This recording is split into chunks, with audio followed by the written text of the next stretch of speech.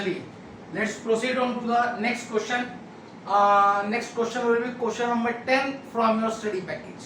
Start doing it and let me write question first. Question says, in the electrolysis of acidulated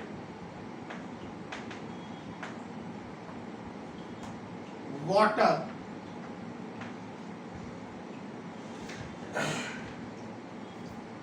it is desired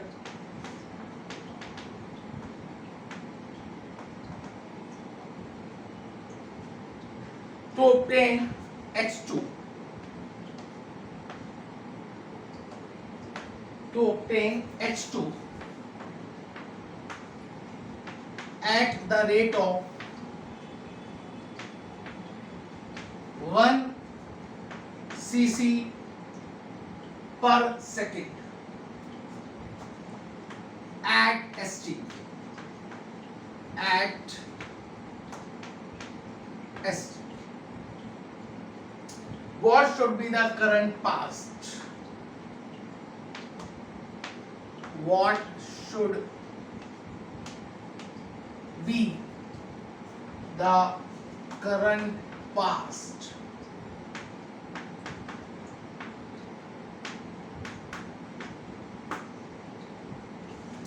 बड़े ध्यान से देख लिया जाए question को, क्या कह रहा है।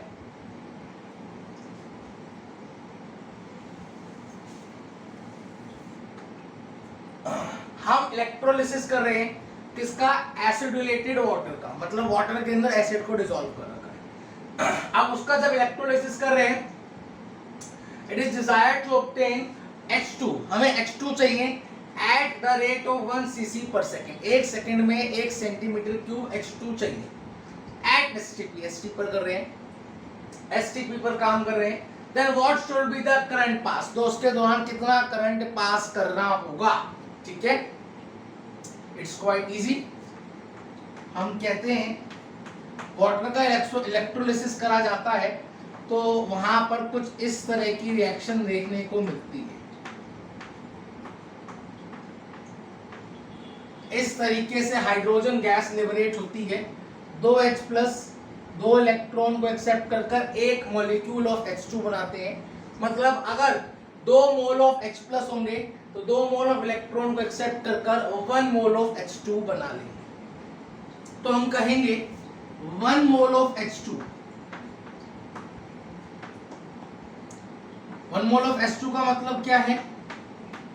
22400 cc, cc हुई centimetre cube at STP requires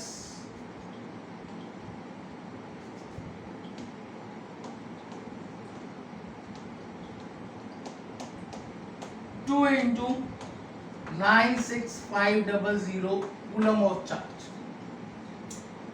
एक मोल H2 बनाने के लिए कितना हमें चार्ज चाहिए? 2 फैराडे। 2 इक्विवेलेंस ऑफ इलेक्ट्रॉन चाहिए। 2 इक्विवेलेंस ऑफ इलेक्ट्रॉन का मतलब 2 फैराडे ऑफ चार्ज हमें चाहिए। 1 मोल ऑफ H2 का मतलब इतना cc एट STP को 2 फैराडे ऑफ चार्ज चाहिए। तो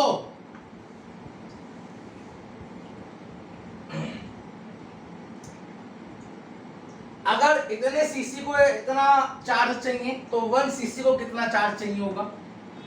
1 cc requires 2 into 96500 upon 22400 at STP। बात STP पर ही हो रही है। requires that much of charge, इतना coulombs of charge चाहिए होगा। कैलकुलेट कर लेते हैं। Let me calculate it by calculator. मैं इसी समय कैलकुलेटर से कैलकुलेट करके रख देता हूँ।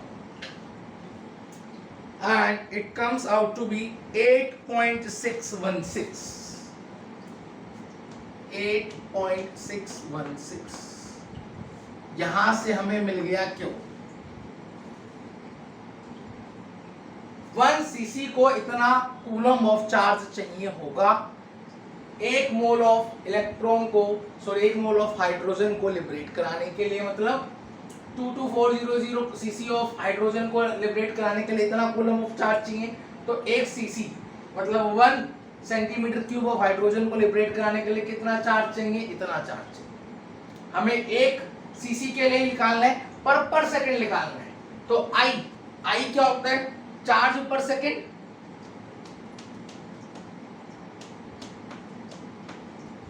आई इज क्यों की वैल्यू 8.616 अपॉन 1 सेकेंड। यहां से आई की वैल्यू आ गई 8.616 ampere.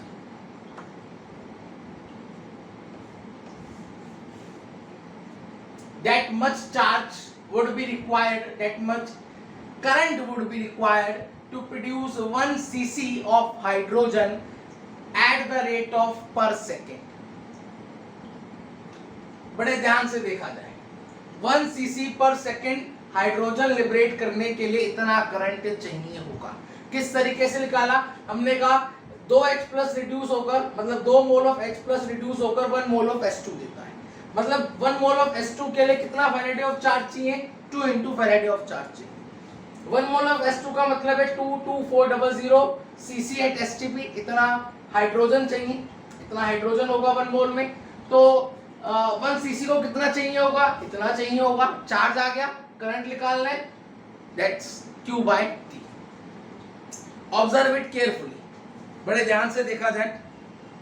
And then proceed to next question, question number 12 from your study package। जिनका हो गया है वह क्वेश्चन नंबर 12 की तरफ प्रोसीड करें। इतने मैं क्वेश्चन लिखता हूं। What does question says? An aqueous solution of an unknown salt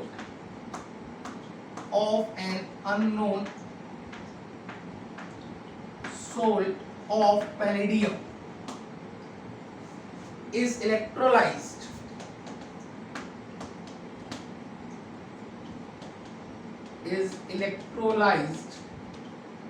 by a current of 3 ampere passing for 1 hour।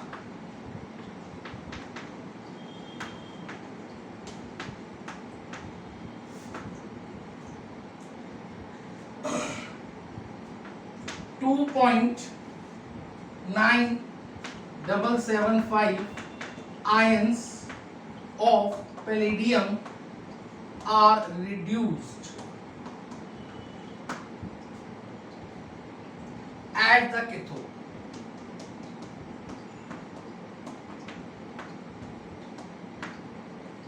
What is the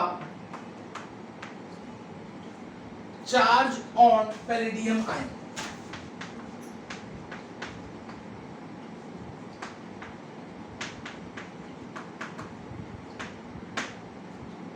क्या कह रहा है, एक एक्वस सॉल्यूशन है, किसका, पैलेडियम का।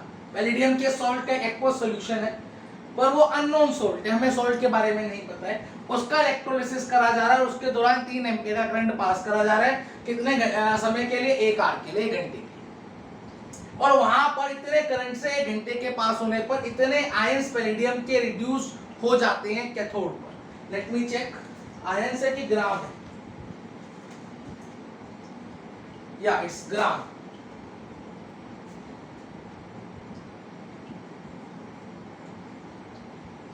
ग्राम of ions of palladium are reduced, इतने gram ions वहां पर रिड्यूस्ड हो जाते हैं।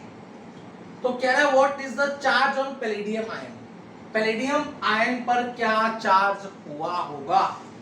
ठीक है, हम कहते हैं हमें आई की वैल्यू गिवन है 3 एम्पियर, टाइम गिवन है 1 आवर मतलब 3600 सेकेंड। ठीक है, हमने फॉर्मूला पढ़ रखा है, mass of substance electrolyzed is equals to equivalent weight. In fact मैं यहाँ पर इक्विवेलेंट वेट कितना Z लिखता हूँ,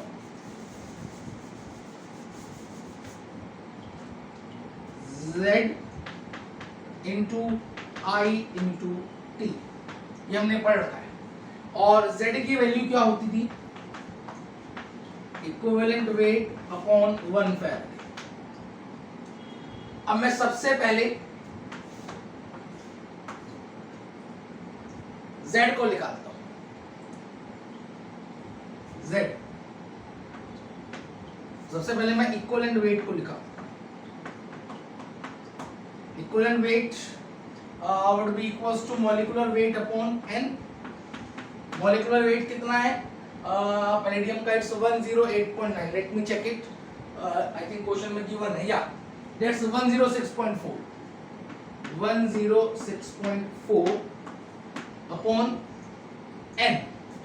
n is the number of electron transfer, जितने इलेक्ट्रॉन ट्रांसफर हुए हैं उतना ही उस पर चार्ज होगा। अगर +3 चार्ज होगा इसका मतलब 3 इलेक्ट्रॉन ट्रांसफर हुए हैं, +2 चार्ज होगा तो इसका मतलब 2 इलेक्ट्रॉन चार्ज हुए। तो अगर n आ जाएगा तो वहां पर हमें पैलेडियम आयन पर चार्ज पता लग जाएगा। अब इक्विवेलेंट वेट हमें पता लग गया, यहां से Z आ जाएगा 106.4 अपॉन n इंटू 1 फैराडे। चलिए सारी चीजें आ गई हैं, वैल्यूज को सब्स्टिट्यूट करते हैं। m mass of substance electrolysed हमें गिवन है 2.977, Z की वैल्यू आ गई है 106.4, n इंटू 96500, फैराडे की वैल्यू डाल दी है। I कितना है 3 और समय कितना है 3600 सेकेंड। n की वैल्यू निकालनी है तो यहाँ से 106.4 into 3 into 3600 upon 2.977 into 96500। Now let me calculate it, मैं इसी समय कैलकुलेट कर देता हूँ।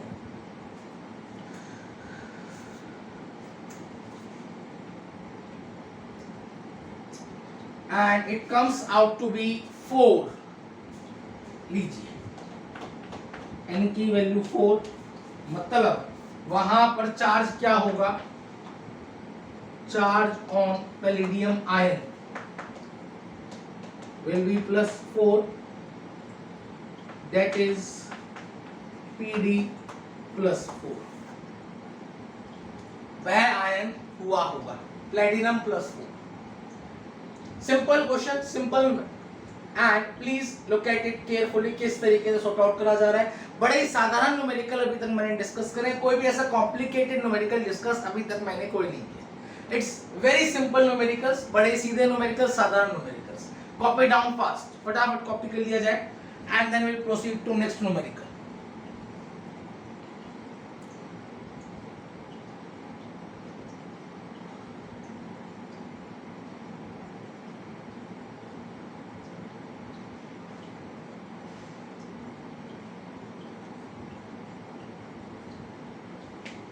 चलिए now next numerical number 13, question number 13 from your study package. Please start attempting it, start trying it, फटाफट उसे ट्राई करा जाए।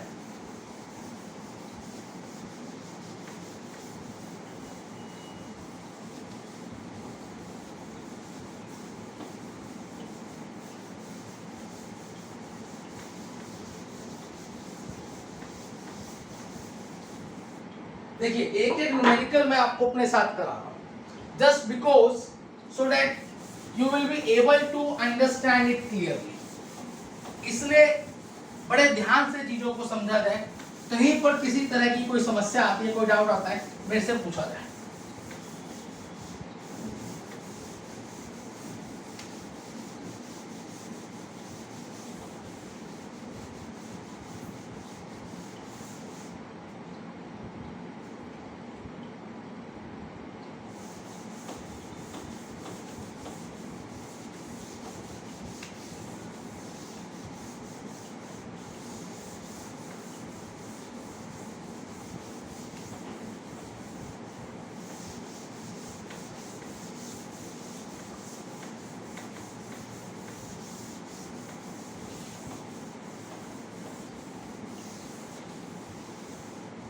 चलिए problem number 13 from your study package.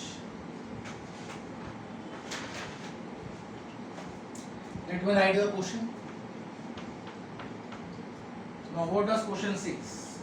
Question says that three electrolytic cells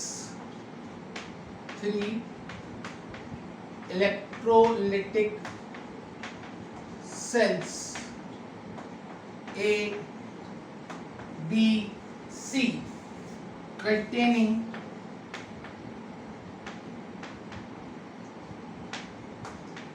electrolytes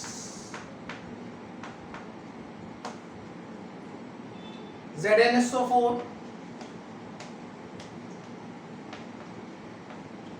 AgNO3 and copper sulfate respectively.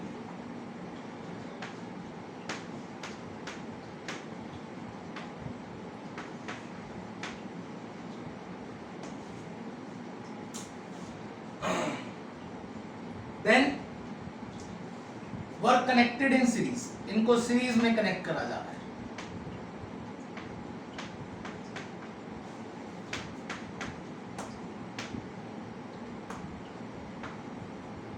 Next, a steady current of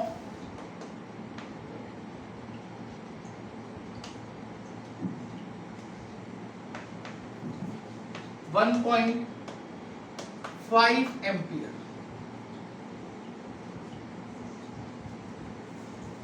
was passed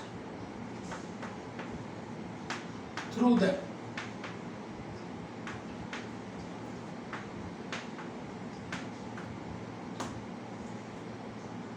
Until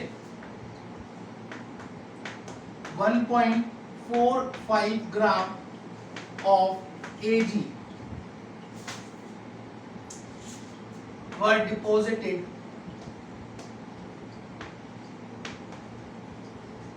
at cathode of cell B.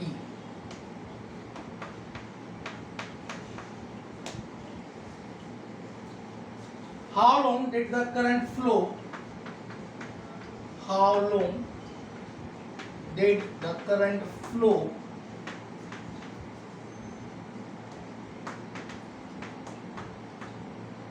and how much copper get deposited?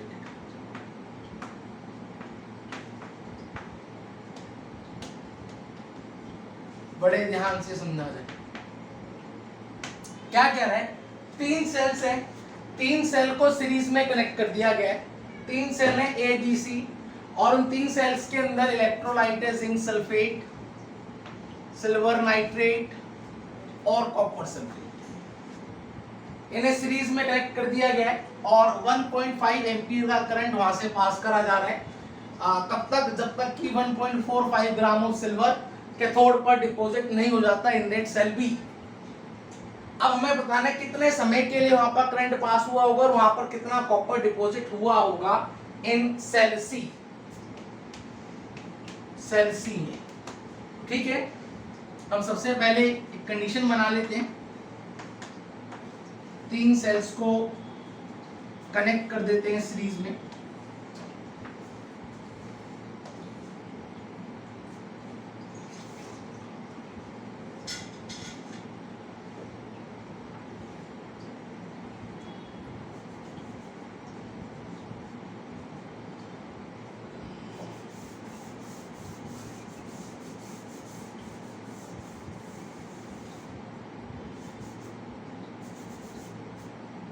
That is my cell 1.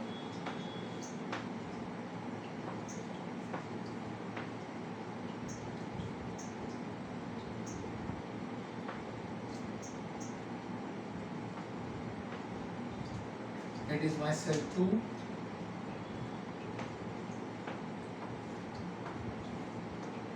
That is my cell 3.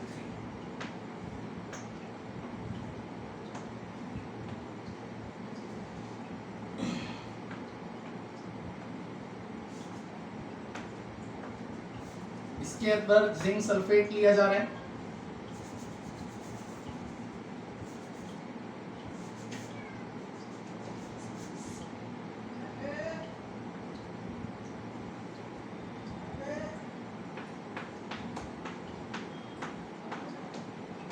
इसके अंदर AgNO3 लिया जा रहा है और इसके अंदर copper sulphate लिया जा रहा है। अब यहां पर क्या हो रहा है, इन्हें सीरीज में कनेक्ट कर दिया जाए सबसे पहले तो।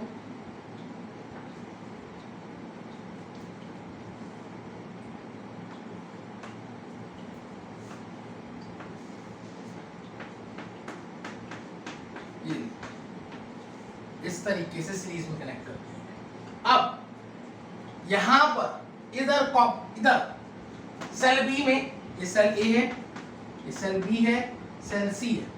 सेल बी में कैथोड पर कॉपर का डिपोजिशन हो रहा है, सॉरी सिल्वर का डिपोजिशन हो रहा है।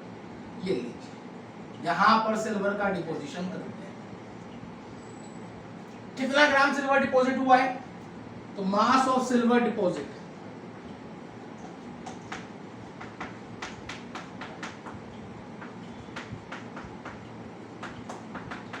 1.45 ग्राम। करंट कितना पास करा गया है, 1.5 एम्पियर का।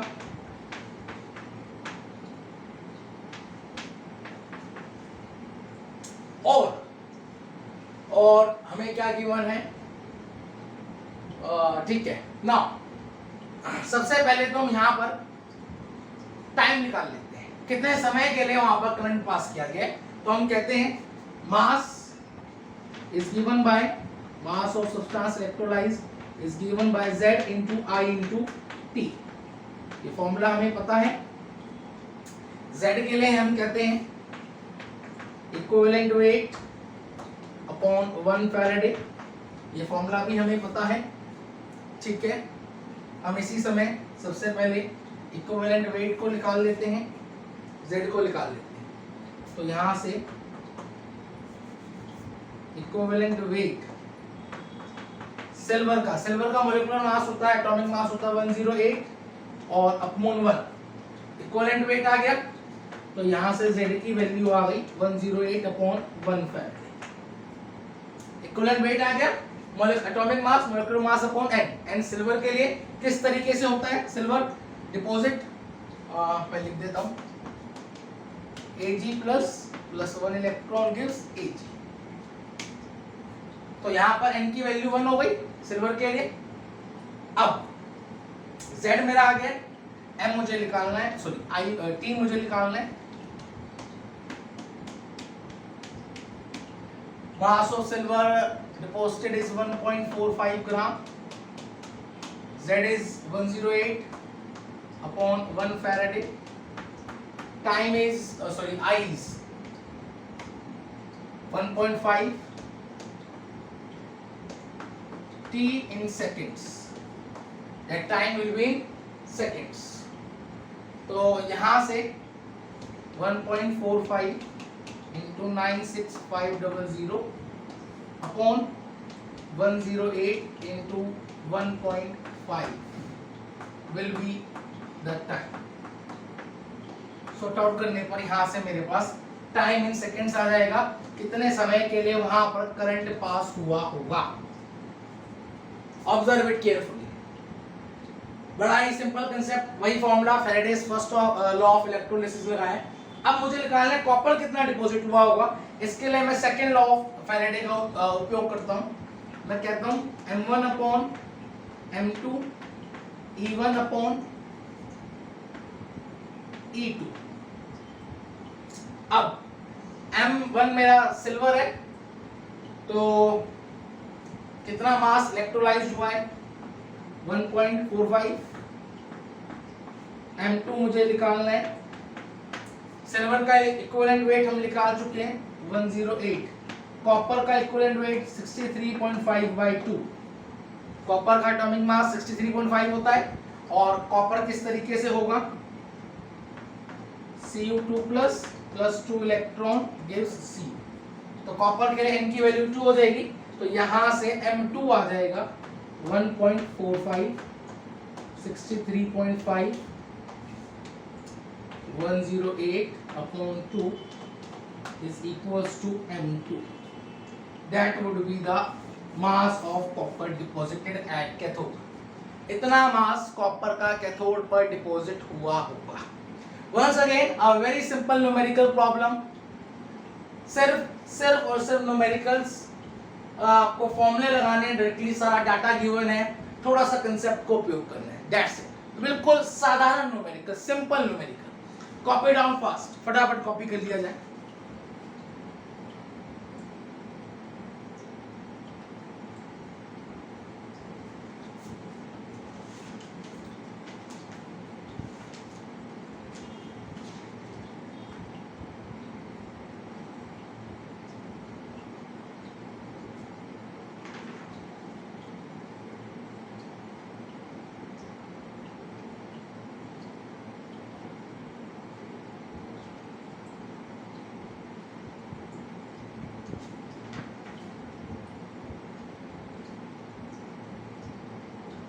चलिए next question,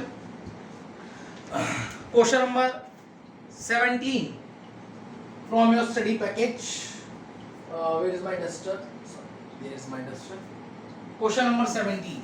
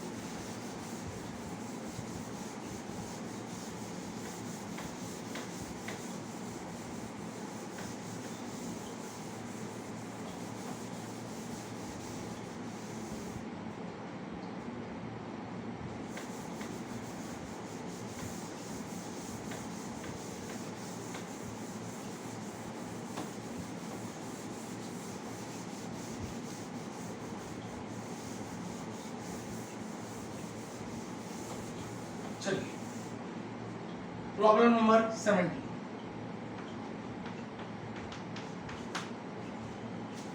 What does question says? Question says that how many electrons are required?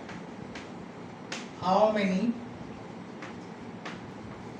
electrons are required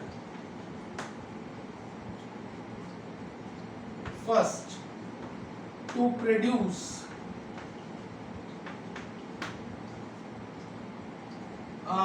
10 gram of aluminium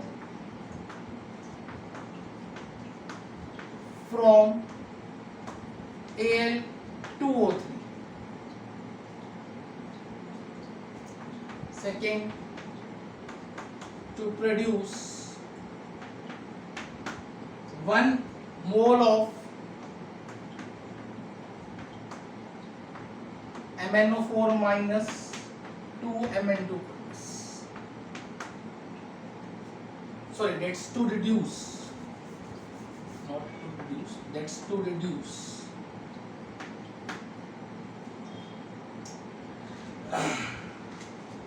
and third part,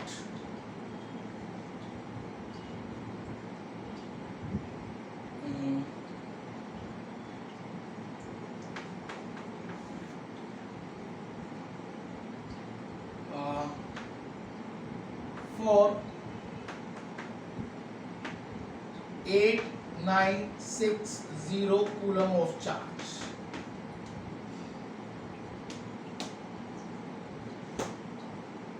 हमें बताना है कितने electrons, how many moles of electron, how many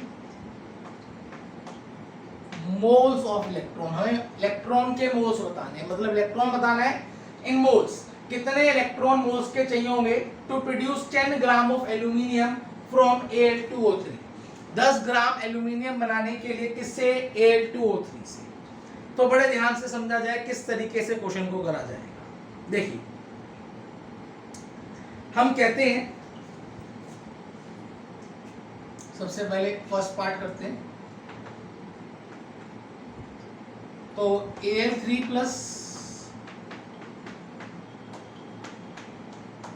इस तरीके से aluminium obtain होगा Al2O3 से। अब 1 मोल ऑफ इलेक्ट्रॉन को, सॉरी 1 मोल ऑफ एल्यूमिनियम को ऑब्टेन करने के लिए कितने इलेक्ट्रॉन चाहिए? 3 मोल ऑफ इलेक्ट्रॉन चाहिए। 1 मोल ऑफ एल्यूमिनियम मतलब 27 ग्राम ऑफ एल्यूमिनियम को ऑब्टेन करने के लिए 3 मोल ऑफ इलेक्ट्रॉन चाहिए।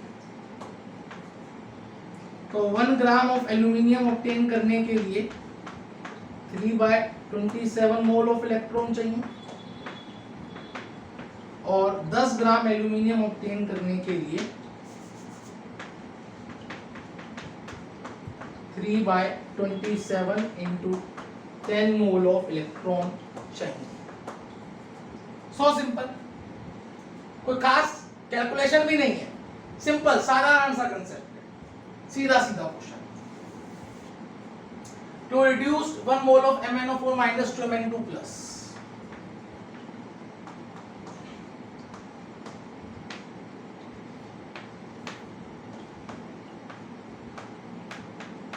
इधर ऑक्सीडेशन स्टेट +7 है, उधर +2 है, मतलब 5 इलेक्ट्रॉन उसने एक्सेप्ट करे। तो once again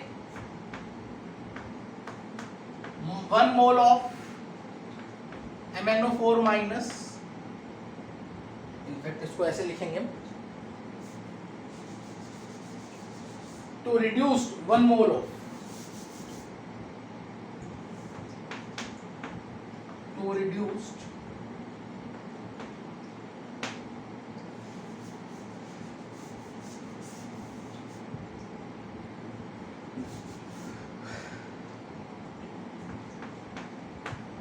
to reduced 1 mole of electron, sorry, 1 mole of MnO4 minus require 5 mole of electron. ये तो सीधा सीधा ही आ गया, लीजिए सीधा सीधा ही आ गया। कितने मोल ऑफ इलेक्ट्रॉन चाहिए? 1 मोल ऑफ MnO4 माइनस को रिड्यूस करने के लिए 5 मोल ऑफ इलेक्ट्रॉन चाहिए। रिएक्शन से क्लियर हो जा रहा है।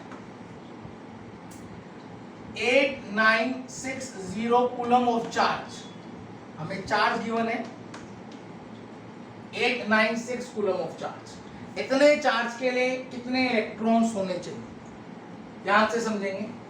हम कहते हैं charge on 1 electron,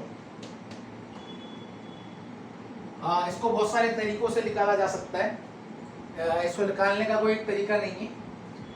charge on 1 electron is equals to 1.6 into 10 की power minus 19 Coulomb's.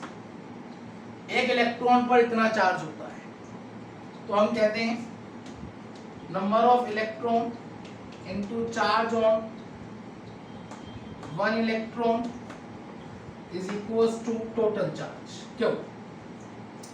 Number of electrons कितने निकालने हैं?